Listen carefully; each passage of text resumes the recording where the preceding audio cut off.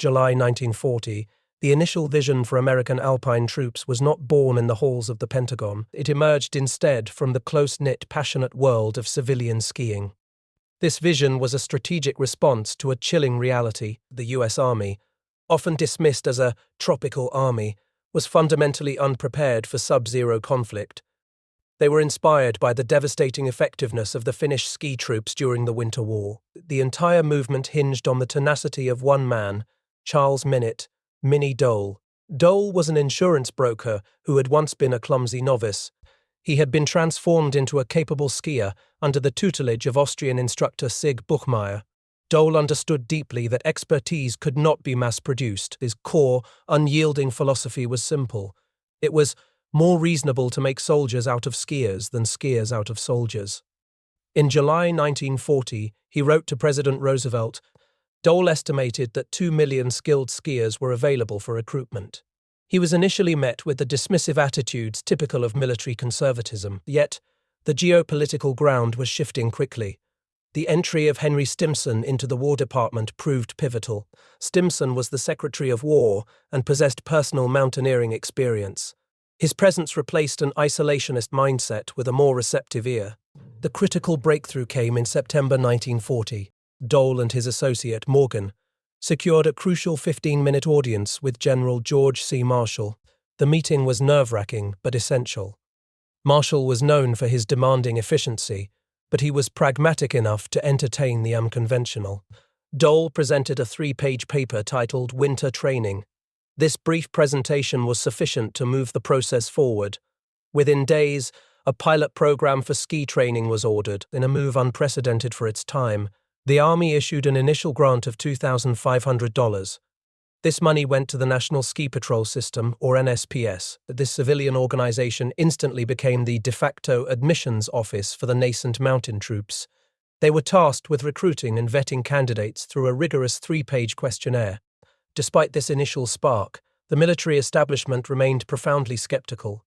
In January 1941, Life magazine featured a ski trooper on its cover, capturing the public's imagination. Yet, the magazine simultaneously quoted the Army's official position. The official position was that the Army has no intention of creating an army on skis. But the advocates persisted, fueled by a deep conviction. They believed self-reliance was the key to success in mountain warfare.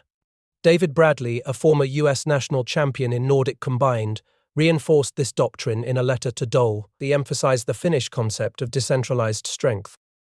Bradley wrote that the strength of the ski troop is not so much in its concentrated organization, but rather in the unpredictable initiative of each member.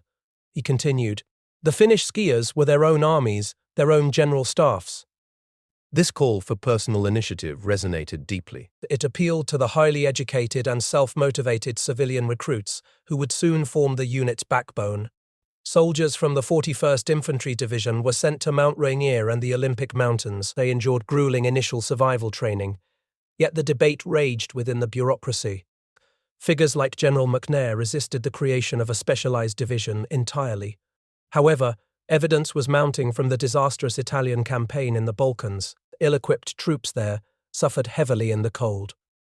This provided compelling bloody proof of the need for specialized training. Lieutenant Colonel Leonard S. Gero highlighted the success of the German Corpo Alpini. He also noted the critical deficiencies of armies ill-equipped for mountain and winter combat.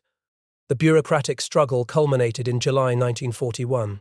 Colonel Twaddle submitted a pivotal memorandum. He argued that an army which may have to fight anywhere in the world must have an important part of its major units, especially organized, trained, and equipped for fighting in the mountains and winter. The attack on Pearl Harbor on December 7, 1941, shattered all lingering resistance. The necessity for specialized units became immediate and overwhelming. On October 22, 1941, General Marshall finally confirmed the unit's establishment in a letter to Dole. By November 15, 1941, the U.S. Army officially activated the unit. This was the 1st Battalion, reinforced of the 87th Infantry Mountain Regiment. It was established at Fort Lewis in Tacoma, Washington. The transition was immediate and profound for the early recruits. Charles McLean, arriving at Fort Lewis, embodied the enthusiastic rah-rah college boy. He was suddenly trading civilian individuality for rigid military discipline, recruitment surged dramatically. The NSPS received hundreds of applications weekly. This proved that the civilian expertise Dole had promised was ready to serve the nation. Spurred by civilian persistence and the escalating demands of global conflict, the American military had finally begun to build its mountain force. The genesis of the 10th Mountain Division was a radical act of military innovation. But its true identity was forged not in the halls of Washington. It was forged in the desolate, high-altitude landscape of central Colorado. The selection and construction of Camp Hale was a bold commitment to specialized training. The camp was situated at 9,250 feet. It was surrounded by peaks reaching 14,000 feet. Starting construction in April 1942, the Army transformed the remote Eagle Valley. They built a massive military city designed to house 15,000 soldiers. The camp was named in honor of Denver native Brigadier General Irving Hale. Ironically, its occupants quickly dubbed it Camp Hale. This was a stark counterpoint to the official moniker, the camp nearest heaven. The recruits who poured into Camp Hale in late 1942 and early 1943 were unlike any other military formation. 79. They were a genuine melting pot of American and foreign-born talent. They were drawn by the promise of specialized service. This cadre included German-born mountaineers like Joe and Paul Stettner. They called themselves the International Brigade. The celebrated Norwegian ski jumper Torgeir Tokle also joined, and Brooklyn came Martin L. Daneman, a Jewish recruit with no skiing experience but a quick observational mind, and from Finland came Private Roy Pakala, a veteran of the legendary Winter War. This was a highly educated, highly motivated force. 2/3 of its men scored 110 or above on the Army General Classification Test. This was twice the military average. The unit was built on the principle that it was easier to teach a skier to be a soldier than the reverse. The environment itself was the first and most relentless teacher. The thin air at 9,250 feet was a formidable adversary. Recruits like 18-year-old Albert N. Brockman quickly experienced the symptoms of altitude sickness. These included dry throats, persistent coughs, and nosebleeds. In some severe cases, men would collapse entirely. On one single day, 10 out of 50 men reportedly collapsed from exhaustion and altitude. The dry air mixed with a thick pall of coal smoke from the camp's operations. This combination created a persistent respiratory ailment. The troops wryly named it the Pando Hack, or the Pando Plague. It was a brutal hacking cough that plagued the barracks constantly. The training regimen was designed to push these men beyond the limits of conventional infantry. It was a unique blend of tyrannical discipline, the total subjugation to authority common in basic training. But it also required a collaborative spirit essential for survival in the mountains. Soldiers endured 8-hour training days, and often much longer. They learned to ski with heavy rucksacks. They learned to climb icy faces and survive high-altitude conditions. They grappled with specialized gear designed for the peaks. This included 7-foot hickory skis and the 10-pound M1 Garand rifle. Their pack often weighed 90 pounds. The Glee Club's parody, 90 pounds of rucksack, humorously summarized this heavy burden. It contrasted the glamorous public image of the ski trooper with the grim reality of the grueling work. The mule was central to the division's doctrine. Mules were essential for transporting broken-down 75mm pack howitzers. They also carried supplies over roadless terrain. These animals quickly became a source of both frustration and dark humor for the troops. Sergeant Charles Webb emphasized the necessity of soldiers and their assigned mules becoming accustomed to each other. This bonding process could often be painful. Harry Robert Creer, known as Bob, discovered this when he was kicked by one of his charges. Lieutenant Earl E. Clark describes the mule pack train maneuvers as a truly miserable experience. He noted that the animals had introduced thousands of new cuss words into his vocabulary. Despite the collaborative spirit, the division's early specialized training was not without catastrophic failures. The Homestake Peak maneuvers became the unit's brutal, defining crucible. This maneuvers commenced on February 4, 1943. A battalion of infantry and artillery was ordered to climb to 13,209 feet within the first 24 hours approximately. 260 soldiers developed frostbite or other severe ailments. This disaster was swiftly nicknamed the Retreat from Moscow. It exposed critical deficiencies in leadership and preparation. These problems were compounded by the Army's rank-happy culture. This culture often prioritized seniority over actual mountain expertise. Civilian advisors, including Minnie Dole and Major Walter Wood, observed the unfolding crisis. They reported the pervasive dissatisfaction among the troops. They also noted the desperate lengths to which some soldiers went to secure evacuation from the ordeal. These desperate acts included intentionally freezing their own feet. This profound failure, however, triggered a critical institutional shift. General Leslie James McNair had been previously skeptical of ski troops.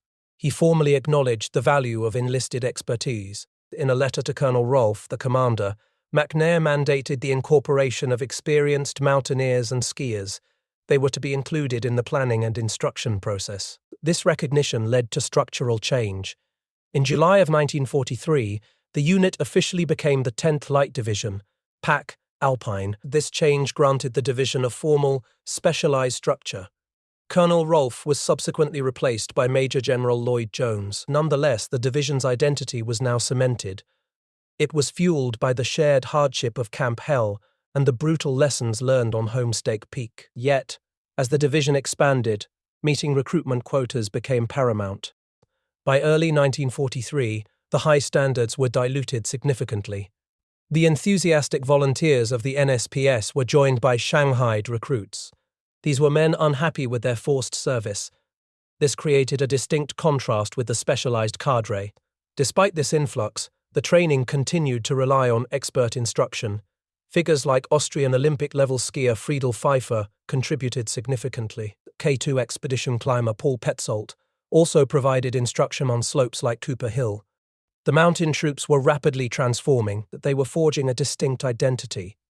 This identity was symbolized by their unique patch. The patch featured 2 red bayonets crossed against a blue powder keg. They became a specialized unit, determined to prove its worth, even as their ultimate destination remained unknown. The initial combat deployment of the 87th Mountain Infantry Regiment was not a glorious validation of their specialized skills. It was, instead, a demoralizing and costly military miscalculation. Operation Cottage was the massive Allied effort to retake Kiska in August of 1943. It was driven by a powerful strategic imperative.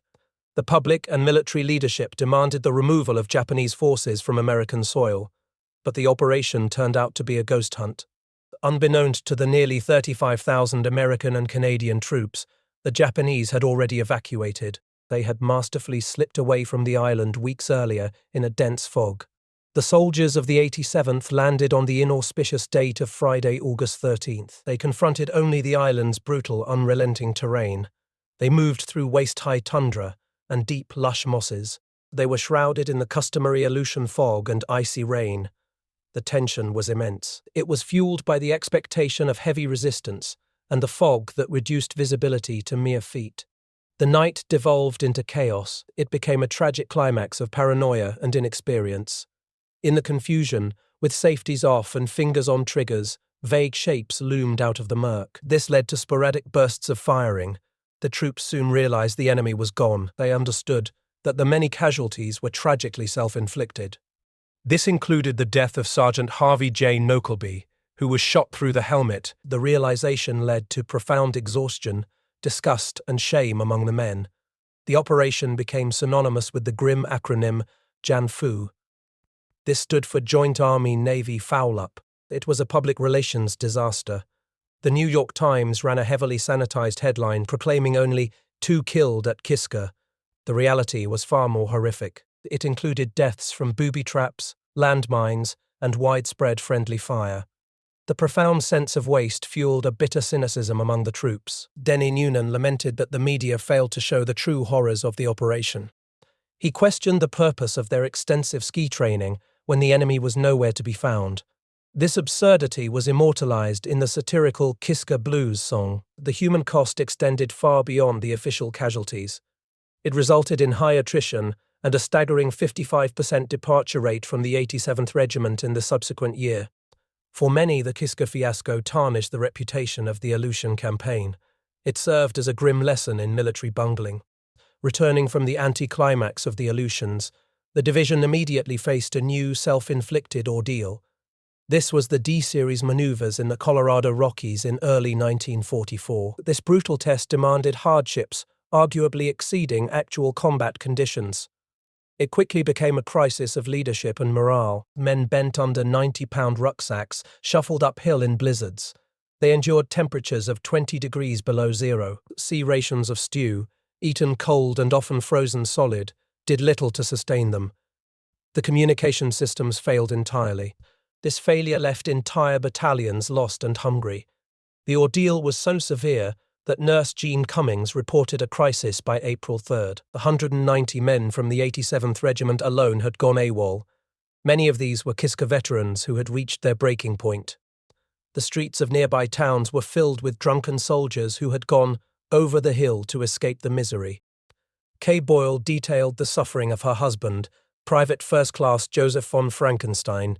She described 3 nights of 35 degrees below zero temperatures with no tents or hot food. This left his toes a mass of blisters. His best friends were hospitalized with severe frostbite. General Jones was finally forced to call off the maneuvers on April 15th.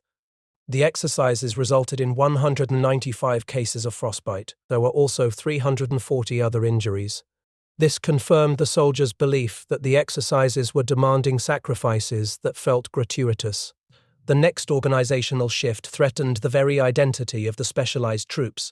Between June 20th and 25, 1944, the units began departing.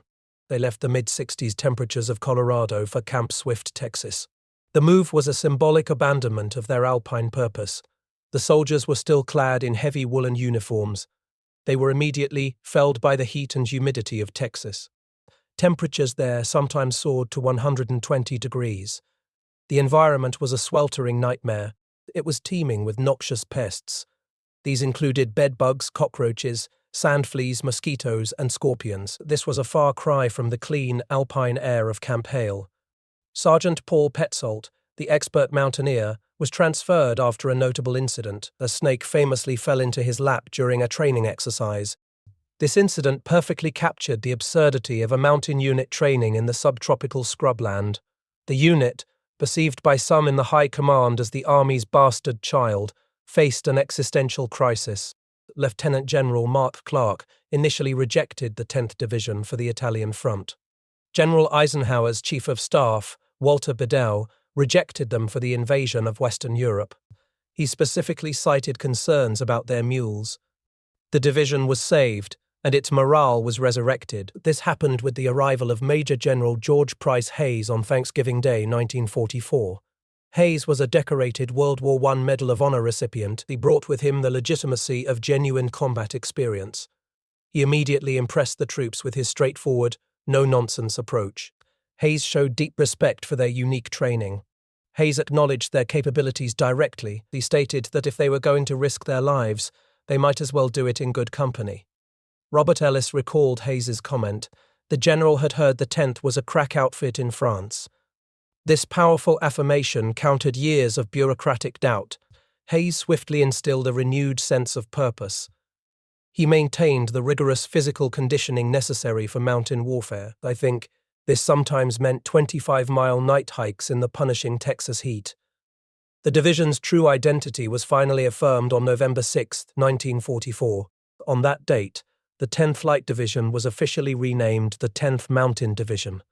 Crucially, the curved cloth mountain tab was authorized. It was worn above their crossed bayonet shoulder patch.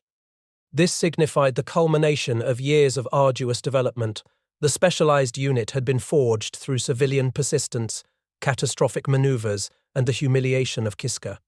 It now had its name and its mandate. The division was poised at last for the combat assignment that would define its legacy. The 10th Mountain Division was the next-to-last U.S. Army unit sent to Europe. They arrived in Italy in late 1944 and early 1945. They entered a theatre of war that had become a brutal, attritional struggle. The F theatre was largely forgotten by the American public. This was not the rapid, dynamic warfare seen on the Western Front. This was a grinding defense against Field Marshal Albert Kesselring's formidable German winter line. The Germans called this the Gothic Line. It was anchored firmly in the northern Apennines. The terrain itself dictated the nature of the fighting. The line was 140 miles long and 50 miles wide. It featured peaks soaring up to 7,000 feet. This landscape necessitated the very specialized skills the division had honed, often painfully, at Camp Hale. The journey to the front was a grim initiation for the soldiers. Private First Class Harris Dusenbury and others were initially unaware of their destination. They endured the crowded, fetid holds of the USS Argentina. Enlisted men slept there in tiered bunks. Officers, however, enjoyed comparatively better meals and quarters. Upon landing in Naples on December 23, 1944, the men were shocked. They were confronted by a city of shocking devastation, poverty, and corruption. Second Lieutenant Donald Potter noted the city was a sinkhole. He said it resembled the Dark Ages, with little food or soap available. The soldiers' arrival was immediately acknowledged by their adversaries. German propaganda leaflets mockingly welcomed them. The chilling message read, "Welcome men of the 10th Mountain Division." It concluded, "It's a long way from Camp Hale." The soldiers had been forged in the high, clean air of Colorado. Now they were deployed to a front where logistical failures were rampant. Crucial specialized equipment was missing from their supplies. There were no mountain boots, no parkas, and no skis. Critically, there were no Arctic sleeping bags. They were forced to make do with just 2 thin army blankets.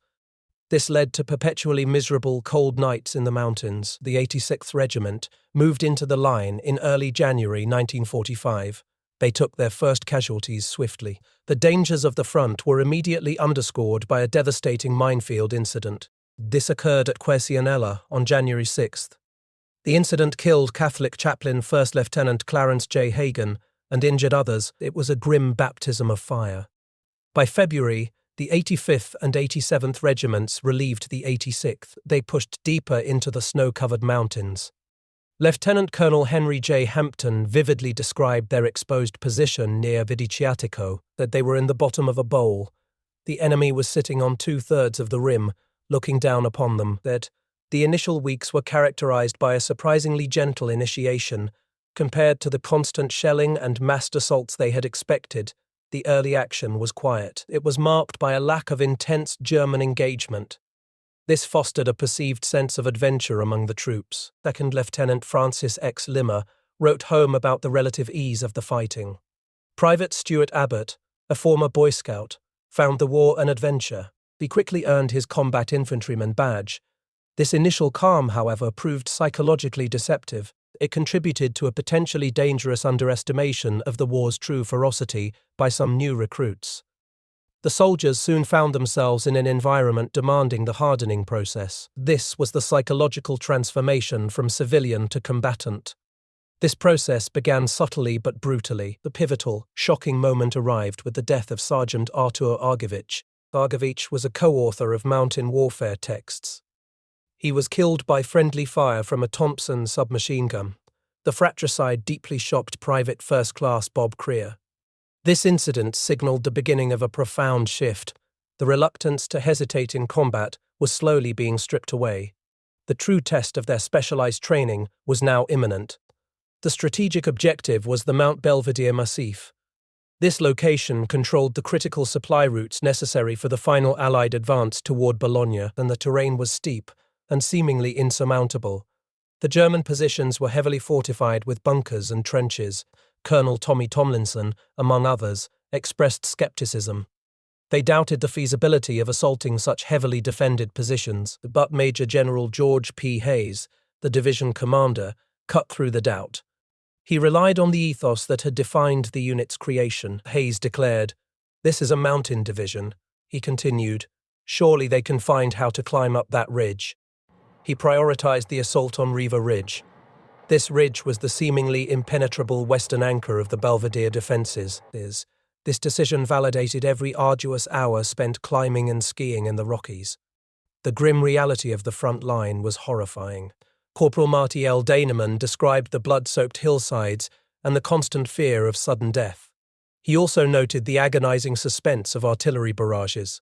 This stood in stark, terrifying contrast to the idealized training narrative of the camp nearest heaven. The mountain troops were about to prove their worth at immense personal cost. They would determine whether their unique capabilities were an asset or a liability on the forgotten unforgiving front. Major General George P. Hayes was a commander defined by his World War I Medal of Honor. His ethos was, always forward. He looked at the German fortifications crowning the Apennines. He saw not an obstacle, but a challenge perfectly suited for his mountain troops. The strategic objective remained the Mount Belvedere Massif.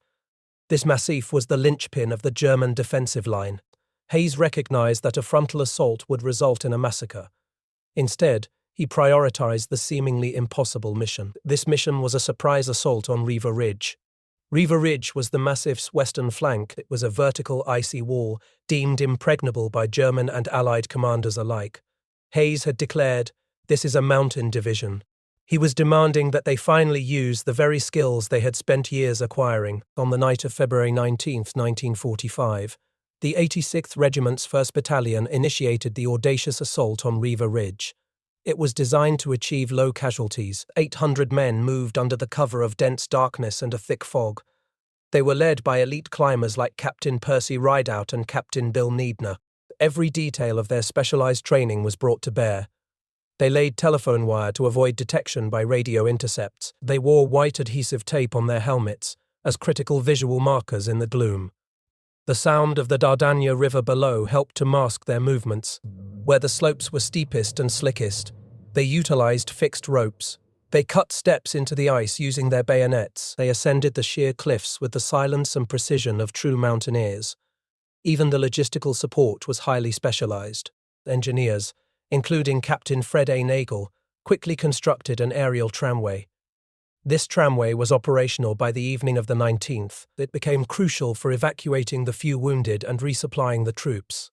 Technical Sergeant Torgeir Tokle, the celebrated Norwegian ski jumper, distinguished himself in the fighting. He led a charge on a German bunker, securing a key position. The surprise was complete. The German defenders were confident in the terrain's protection, but they were quickly overwhelmed. The capture of Riva Ridge was a testament to meticulous planning and specialized training. It transformed the 10th Mountain Division from green troops into hardened, confident soldiers. They had successfully seized the vital high ground. But the success of Riva Ridge only provided the jump-off point for the true ordeal. At 11 p.m. that same night, the main assault on Mount Belvedere began. However, the element of surprise was completely lost. The division was thrown into a maelstrom of conventional mountain combat against heavily fortified German positions. The winter conditions were brutal.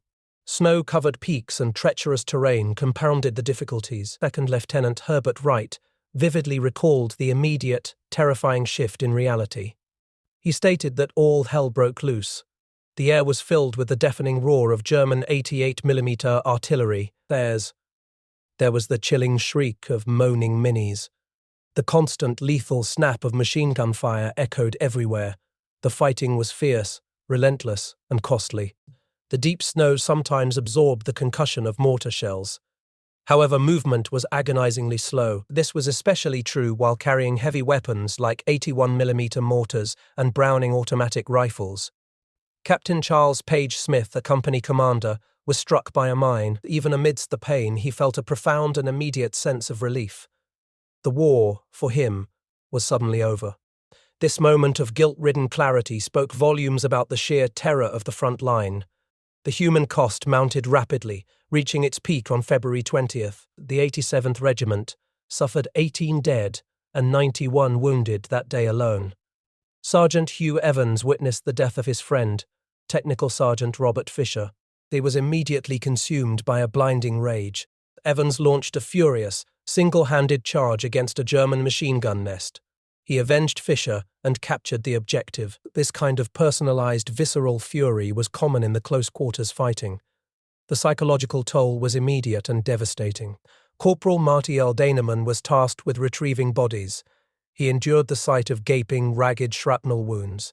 He also endured the pervasive, sickening odor of dead men. He captured the profound, lasting impact of the battle in his diary. Daneman wrote, "When it was over, I shook for 3 days, jumped at every noise, and couldn't hold a meal." He concluded that he came out with a hate for war I'll never lose. Despite the carnage, the 10th Mountain Division pressed forward relentlessly. They were aided by the introduction of Allied air support, dubbed Rover Joe. This air support strafed enemy positions. It was a welcome sight for soldiers like Private Jack R. Smolensky. They described the Air Corps roaring down to strafe the enemy. The objective was not just Belvedere, but the entire salient. On February 24th, Major John Hay Jr.'s 3rd Battalion of the 86th captured Mount della Torraccia summit. This victory followed brutal hand-to-hand fighting. The 2nd Battalion of the 85th, however, suffered intensely on Torraccia. They endured 5 counterattacks and constant heavy shelling after becoming surrounded. Private Robert B. Ellis's diary entries from this period paint a desperate picture. He was scared to death. He noted that only 3 men were left in his squad. 9 men remained in his platoon of 32.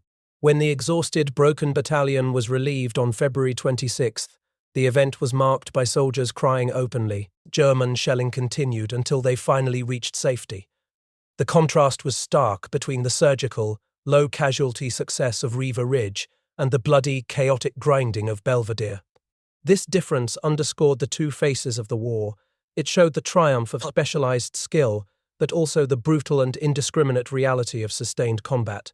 By securing the Belvedere Massif, the 10th Mountain Division had validated its existence. They had cracked the German defensive line. They transformed themselves into a highly effective, if deeply scarred, fighting force. They had achieved the strategic breakthrough. However, the cost, measured in trauma and the lives lost on the snow-covered peaks, was immense. The capture of the Belvedere Massif, though costly, provided the 10th Mountain Division with a critical strategic foothold. Yet, as the calendar turned to March 1945, a profound tension settled over the troops. Allied forces were crossing the Rhine. The Soviets were closing in on Berlin. The war in Europe was visibly winding down. The citizen soldiers of the 10th were left to wonder. Did the brutal, high-casualty operations they were still being ordered to execute constitute needless gallantry? The March offensive began on the 3rd. It secured vital territory but exacted a terrifying price. Within 3 days, the division suffered 146 soldiers killed and 512 wounded. Among the casualties were men whose names resonated deeply within the unit. Private First Class John Parker Compton, a privileged soldier admired by his comrades, was killed by a sniper. Technical Sergeant Torgeir Tokle, the famed Norwegian ski jumper, was killed. Tokle had distinguished himself just days earlier on Riva Ridge. He died alongside fellow émigré Sergeant Arthur K. Tokola while attempting to neutralize a German machine gun nest. Pete Seibert, a champion ski racer, was severely wounded on the same day. He faced the grim prognosis of never walking or skiing again. The loss of such prominent figures ignited a visceral rage among the survivors. This prompted A Company to vow to take no prisoners. Despite the gains, German resistance stiffened on March 5th. The division had secured 35 square miles of enemy land and key road networks toward Bologna. Lieutenant Colonel Henry J. Hampton was wounded as the 87th captured Casteldiano. The fighting devolved into a desperate, grueling stalemate. Soldiers endured relentless shelling on peaks like Mount della Spee. Some men, unable to bear the torment, suffered mental breakdowns. Others suffered self-inflicted wounds to escape the line. Sergeant Dan Kennelly noted the Germans' fierce defense in his diary. First Sergeant Harry J. Porzio engaged in hand-to-hand combat. He bayoneted and shot 2 enemy soldiers. Then came a 5-week interlude. Spring arrived, transforming the blood-soaked hillsides. Civilians ploughed fields that had recently been cleared of mines. The soldiers were granted a brief, uneasy rest, yet the knowledge of the impending Allied victory elsewhere amplified their doubts about continued fighting. Sergeant Robert B. Ellis wrote home. They expressed profound reservations about launching a bloody, useless drive in Italy. He knew the war's end was imminent. The moral struggle was intensified by acts of barbarity. On March 23rd, Private First Class Lorenz Kohler was killed on patrol. Kohler was a Jewish refugee. He was the inspiration for the 85th Regiment's motto, Siempre Avanti, which means always forward. Worse still, his body was desecrated. The discovery of his corpse the next day ignited a furious retaliatory raid on Pra del Bianco. This act of personalized frontier justice underscored the raw emotional nature of the Mountain War. The final massive Allied offensive was launched on April 14, 1945. The 10th Mountain Division spearheaded the breakthrough. The preparatory bombardment was overwhelming. Over 1,000 bombers dropped more than 2,000 tons of ordnance. This was followed by the roar of 2,000 artillery guns. Despite the thunderous barrage, the initial infantry assault was costly. On April 14th alone, the division suffered 553 casualties. The carnage was immediate and total. Second Lieutenant Robert Dole described the Pra del Bianco Valley. He said it was the moment the world exploded. Soldiers were being mowed down, shredded and pulverized by intense artillery fire. Private First Class John D. McGrath earned a posthumous Congressional Medal of Honor. He received it for his selfless action charging multiple enemy machine gun nests. By April 17th, the breakthrough moment arrived. German resistance finally faltered. The division immediately transitioned from specialized mountain troops. They became a rapidly advancing, highly adaptable pursuit force. They covered an astonishing 55 miles in just 2 days. This incredible pace brought them to the Po River. The men became a motorized army, moving like banditti. They hitched rides on captured vehicles and DKUKWs. They tied bandanas over their mouths to combat the choking clouds of dust. Philip A. Lunde described the Po Valley opening up before them like a carpet. It was a sudden, flat, idyllic contrast to the mountains. The valley was filled with orchards and blooming cherry trees. It was a beautiful yet deadly landscape. The Po River, approximately 200 yards wide, presented the final major natural barrier. The crossing began on April 23rd.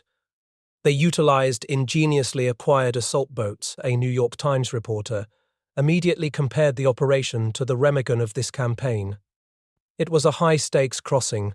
They undertook it under heavy fire from German 88s and flak guns. Warrant Officer Glenn Heller played a key role in coordinating the boats. Technical Sergeant George Hurt became the first to reach the north bank. He was immediately wounded by a sniper. Brigadier General Robinson Duff's Task Force Duff pushed so rapidly, their flanks were left unsecured. Prisoners were simply accumulated in their wake. The aggression was so intense that General Lucien Truscott questioned General Hayes's relentless forward momentum. Truscott observed the battle from an observation post. General Duff himself was wounded by a mine explosion just before reaching the river. This highlighted the persistent danger of the operation. The Po crossing was completed by April 25th. The German collapse accelerated immediately. The 10th Mountain Division was assigned the objective of Lake Garda. This forced them back into the steep, mountainous terrain for which they were originally trained. The advance along the lake was marked by relentless resistance. General von Senger's 14th Panzer Corps fought fiercely. On April 28th, German demolitions along the lakeshores forced an immediate, innovative tactical shift. Dr. WKWs were employed to shuttle troops across the water under fire. This action bypassed the collapsed tunnels. This dramatic amphibious assault proved essential. It cut off the final German retreat routes to the Brenner Pass. Yet, even as victory was certain, the war continued to claim lives. A German shell penetrated Tunnel No. 5. It caused devastating casualties in the confined space.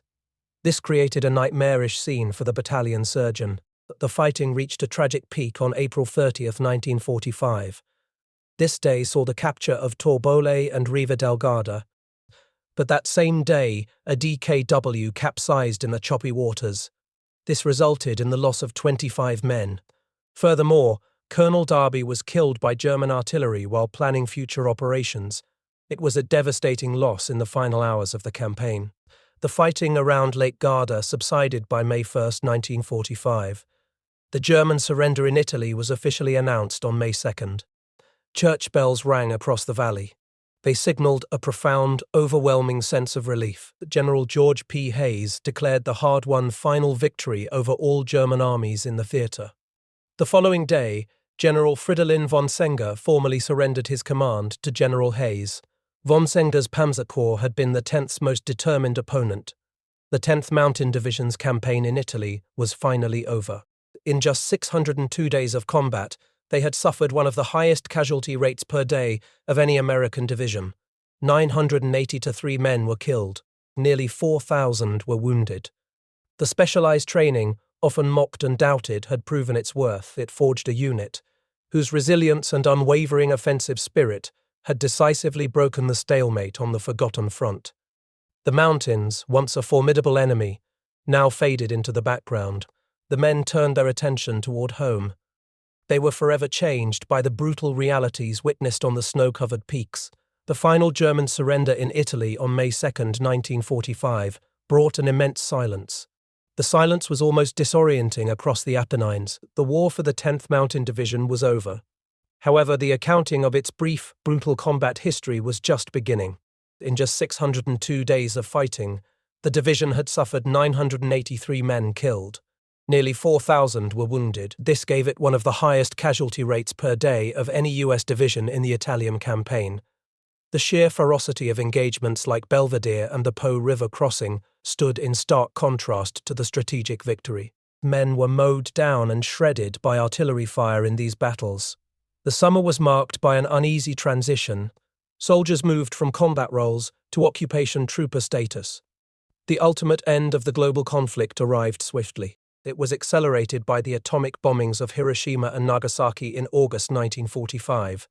With Japan's surrender, the need for specialized mountain units vanished completely. The division was officially inactivated on November 30, 1945. Yet, the legacy of the 10th Mountain Division was just beginning. The skills, initiative, and specialized resilience were not discarded. They were simply transferred to civilian life. These traits were forged in the bitter cold of Camp Hale. They were hardened on the blood-soaked hillsides of Italy. The division had been built on a core principle. That principle was that it was more reasonable to make soldiers out of skiers than skiers out of soldiers. Now these highly educated, motivated veterans returned home. Many of them were the original ski bums. They carried a profound shared identity. They also carried an unshakable passion for the outdoors. They were the architects of America's post-war leisure revolution. The mountaineers and ski instructors had once cut steps into the icy flanks of Riva Ridge. Now, they turned their expertise to developing the infrastructure of modern winter sports. Friedel Pfeiffer and Pete Siebert became instrumental in transforming the industry. They had planned their resort dreams during brief reprieves from training in Aspen. Siebert suffered a severe knee injury in the March offensive. The injury threatened his ability to walk again. Despite this, he went on to envision and establish Vail Ski Resort. He applied the same relentless forward momentum he had learned under General Hayes. Walter Prager was another key figure in the division's instructional cadre. He coached the U.S. Olympic ski team and directed a prominent ski school. This influx of expertise and entrepreneurial spirit shifted skiing completely. It moved it from an elite European pastime to a mass participation activity. This forever changed the American landscape. The skills honed under the weight of the 90-pound rucksack proved infinitely transferable. David Brower served as S2 for the 86th Regiment. He applied his organizational and tactical acumen to the burgeoning environmental movement.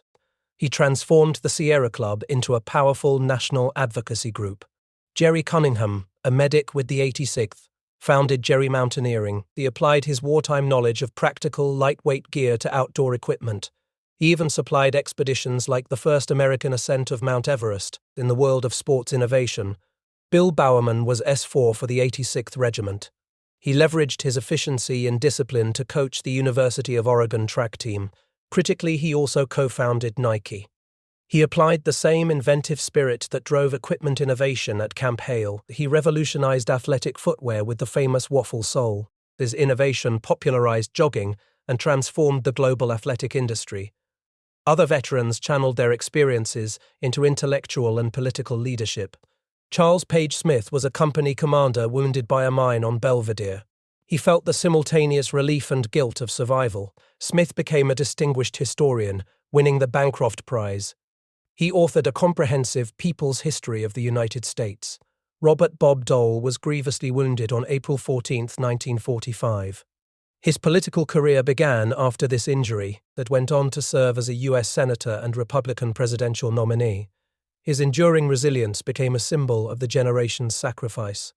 For many, the war's trauma remained a constant, silent companion. Marty Daneman arrived home in New York in August 1945. He remained active in politics and enjoyed a 70-year marriage. However, The psychological cost of Belvedere lingered. It manifested in sleepless nights and haunting dreams of lost friends. Robert B. Ellis rejected West Point for intellectual pursuits.